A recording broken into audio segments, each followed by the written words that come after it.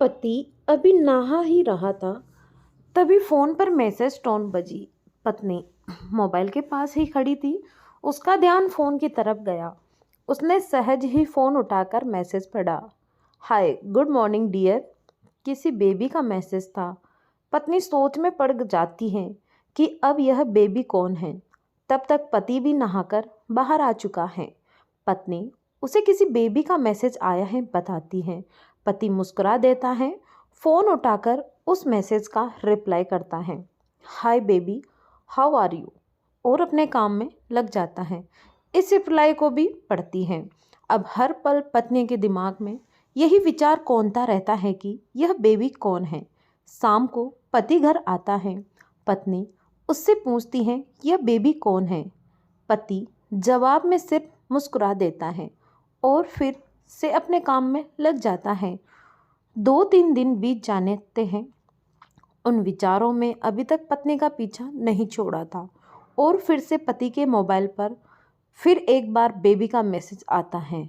आज तो मिलोगे कि नहीं, तुम्हारी बहुत याद आ रही है। इस मैसेज ने आग में घी का काम किया। पत्नी का शक और भी ज़्यादा पक्का हो गया। बीच बीच में ऐसे मैसेजिंग का आदान प्रदान होता रहता और पत्नी के मन में शक की जड़ें और गहरी होती गई। पति पूछने पर भी जवाब में सिर्फ मुस्कुराहट के और कुछ नहीं कहता। यह शक गुस्सा बनकर तब ज्वालामुखी की तरफ फट जाता है जब एक दिन उसे अपने पति की जेब में सिनेमा की 2 टिकटें मिलती हैं। पत्नी अपनी पति से बहुत झगड़ती है। पति उसे समझाने की कोशिश करता है लेकिन वह कोई भी बात सुनने को तैयार नहीं है। पति को भी उस पर गुस्सा आ जाता है और वह झगड़ा और भी ज़्यादा बढ़ जाता है। गुस्से में पति घर से बाहर निकल जाता है। पत्नी का गुस्सा पति से कई गुना ज़्यादा है। तुरंत वो अपना सारा सामान पैक करती हैं, एक चिट्ठी लिखती हैं कि मैं मायके जा रही हूँ हमेशा के लिए, और पति का घर छोड़ कर चली जाती है। गुस्सा शांत होने पर जब पति घर आता है तो चिट्ठी पढ़कर उसके होश उड़ जाते हैं। 10 दिन बीत जाते हैं और गांव के उस घर पर डोरबेल बजती है जहां पत्नी रहने चली गई है। पत्नी दरवाज़ा खोलती है। दरवाजे पर 10 साल की एक छोटी बच्ची हाथों में चिट्ठी लिए खड़ी है। वह पत्नी को वह चिट्ठी देती है। बच्ची से वह चिट्ठी लेकर पत्नी चिट्ठी खोलकर पढ़ती है।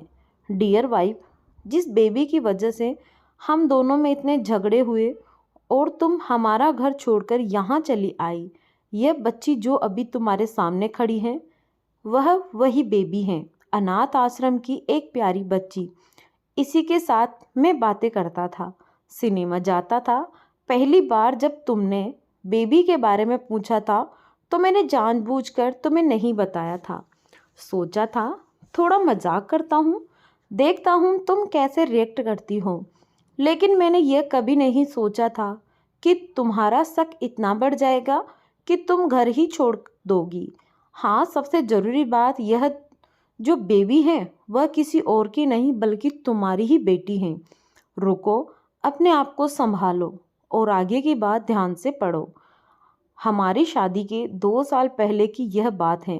तुम अपने कॉलेज के लास्ट ईयर में थी। तुम्हारे प्रोफेशन में नोट्स लेने के बहाने तुम्हें बुलाया था और तुम्हें चाय में इन नशीली दवा खिलाकर ना जाने कौन सा काम किया था। इसमें तुम्हारी कोई गलती नहीं थी, लेकिन कुदरत ने अपना काम किया और तुम्हारे पेट में इस बेबी को डाल दिया। काफ़ी प्रयास करने पर भी अबॉर्शन नहीं हुआ तो तुम्हारे घर वालों ने समाज के डर से तुम्हें 6 महीने तक घर में ही रखा। तुम्हारे पिताजी खुद एक डॉक्टर हैं, इसीलिए बिन मांगा बच्चा बड़ी आसानी से बिना किसी को कानों का खबर हुए इस दुनिया में आया।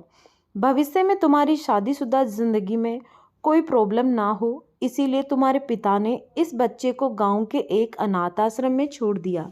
यह बच्चा मतलब यह बेबी जो अभी तुम्हारे सामने खड़ी है। अगर अभी भी विश्वास नहीं हो रहा है तो इस बच्चे के गाल का वो तिल देख लो जो शायद तुमने उसे आखिरी बार रोते हुए देखा होगा, या फिर अपने पिताजी से पूछ लो। पत्नी जल्दी से उस बच्ची को पास में लेकर उसके गालों का तिल देखती है। उसका मन भर जाता है उसकी आंखों में आंसू आ जाते हैं, लेकिन अभी भी चिट्ठी बाकी है, इसीलिए वह आगे पढ़ती हैं।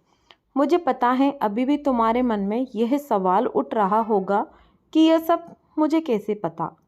तुम्हें बता दूं कि यह सब तुम्हारे खुद के पिता ने ही अपने मन में उठ रहे पश्चाताप को शांत करने के लिए शादी के 1 महीने पहले मुझसे मिलकर सारी बात मुझे बताई थी।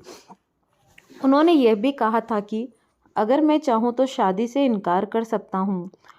मैं स्वीकार किया, क्योंकि इस पूरी घटना में तुम्हारी कोई भी गलती नहीं थी और हमारी शादी हो गई। तुमने मुझे बहुत प्यार दिया, लेकिन तुम्हारे पिता से बेबी के बारे में जानने के बाद मैं उससे मिलने बिना नहीं रह सका। मैं बीच बीच में उससे मिलता था। उससे मिलना, उसके साथ समय बिताना मुझे अच्छा लगता था। कितनी प्यारी बच्ची बिना किसी गलती के क्यों सज़ा भुगते। बस इसीलिए मैं उसे थोड़ी सी खुशी देने की कोशिश करता था। बस मुझे इतना ही कहना था। अब अगर तुम फिर से अपने घर आकर मेरे साथ रहना चाहो, तब और सिर्फ तभी गैलरी में आ जाओ। तुम्हारा और सिर्फ तुम्हारा डियर पति। बिना एक क्षण की भी देरी के पत्नी दौड़कर गैलरी में पहुंची और रास्ते पर उसका पति एल खड़ा था। उसके चेहरे पर मुस्कान की, पत्नी की आंखों में आंसू के नूर। कारण कुछ भी हो, अपने दोनों के बीच में कभी भी सबको थोड़ी सी भी जगह मत दो, क्योंकि दुनिया में हर बीमारी का इलाज है, लेकिन शक नाम की बीमारी का कोई इलाज नहीं है। मन शांत रखो, जो भी मन में आए एक दूसरे को बता दो। तो दोस्तों, ये थी आज की कहानी। आपको कैसी लगी आप हमें कमेंट करके ज़रूर बताएं और चैनल को ज़रूर सब्सक्राइब करें। धन्यवाद।